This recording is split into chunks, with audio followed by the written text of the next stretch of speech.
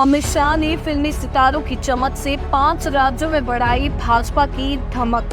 Mission south को लेकर शाह ने अपनाई विशेष रणनीति। जमीनी मुद्दों को पकड़कर बनाई मतदाताओं के दिलों में जगह।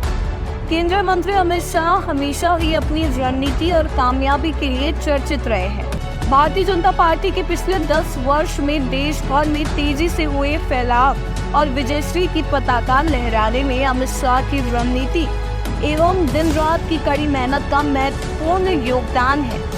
अमित शाह हर मुद्दे को भाजपा पार्टी के हित में मिशन के रूप में लेते हैं।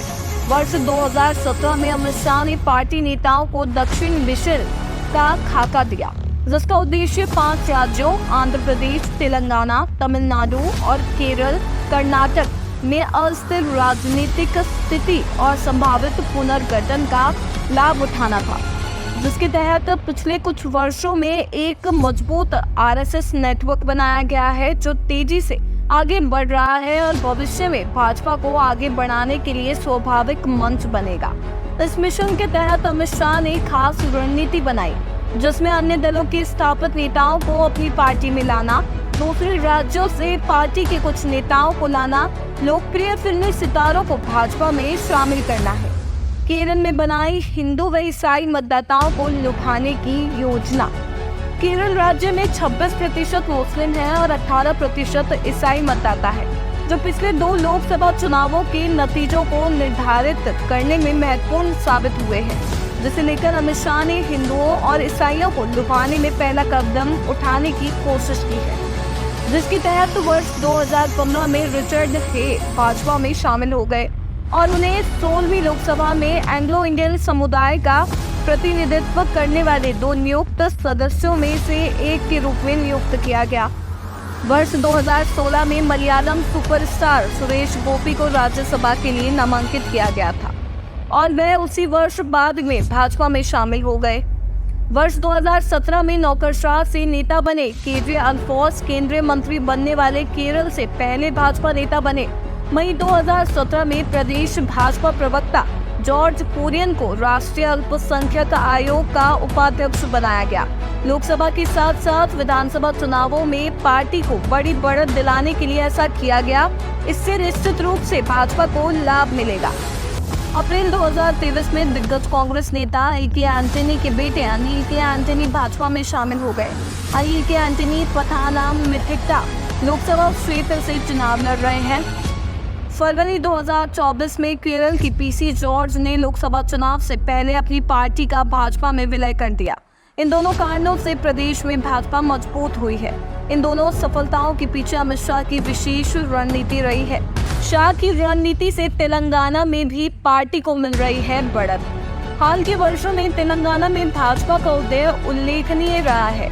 वर्ष 2018 के विधानसभा चुनाव में पार्टी को 7% वोट शेयर हासिल हुआ था। इसके बाद 2019 के लोकसभा चुनाव में बीजेपी ने 17 सीटों पर चुनाव लड़ा और 4 सीटें जीतकर कई लोगों को चौंका दिया। दिसंबर 2023 के विधानसभा चुनावों में भाजपा ने 14% वोट शेयर हासिल किया और 8 सीटें जीती।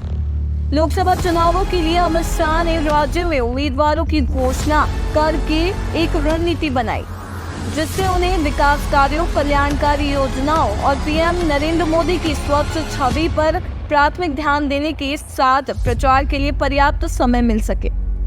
बीआरएस के कमजोर होने से बीजेपी को मिल रहा फायदा। तेलंगाना में बीआरएस को हाल के दिनों में कई असफलताओं का सामना करना पड़ा है। हाल के विधानसभा चुनावों में पार्टी की हार से आंतरिक उथल-पुथल मच गई है। प्रमुख नेताओं और सदस्यों के कांग्रेस और भाजपा में शामिल होने की अफवाह है। कविता की गिरफ्तारी और कई अन्य नेताओं के भ्रष्टाचार के आरोपों तथा हाल के फोन टैपिंग मामलों ने बीआरएस की स्थिति को और कमजोर कर दिया है। मार्च 2024 में पूर्व सांसद कोडेम नागेश आदिलाबाद और सीताराम नाइक वारंगल, पूर्व विधायक जलांगम वेंकट राव और शानापुरी सेडी रेड्डी सहित कई वरिष्ठ बीआरएस नेता भाजपा में शामिल हो गए।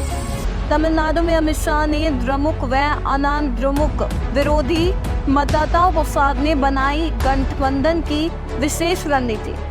मार्च 2024 में एस रामदास के नेतृत्व वाली पट्टाली मक्कल काची पीएमके एनडीए गठबंधन में शामिल हो गई।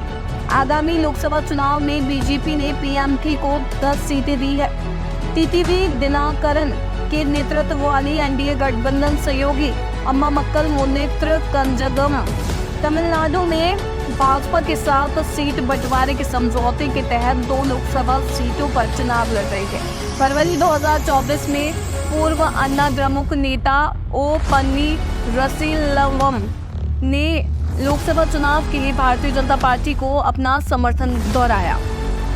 आंध्र प्रदेश में पुराने सहयोगियों को पुनर्जीवित करने में अमित शाह की रही खास पहुंच। मार्च 2024 में अमित शाह के भव्य दृष्टिकोण के तहत भाजपा ने एन चंद्रबाबू नायडू की party Telugu Desam party TDP और पवन कल्याण के नेतृत्व वाली जनसेना पार्टी जेएसपी के साथ गठबंधन करने का फैसला किया।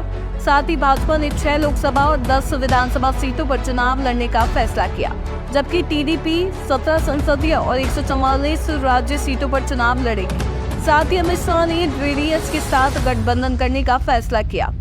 जेडीएस का पुराने मैसूर क्षेत्र में गढ़ है। पार्टी उत्तरी कर्नाटक के जिलों में महत्वपूर्ण उपस्थिति का दावा करती है, जिसने अतीत में भी कई विधानसभा सीटें हासिल की है। भाजपा उम्मीद कर रही है कि वह जेडीएस नियंत्रित क्षेत्रों में अपने नुकसान को रोकने में सक्षम होगी और अंततः वह अपने लिए वही मतदाता आधार हासिल करने में सक्षम होगी। इससे असंतुष्ट मतदाताओं को भाजपा के पक्ष में एकजुट करने में भी मदद मिलेगी।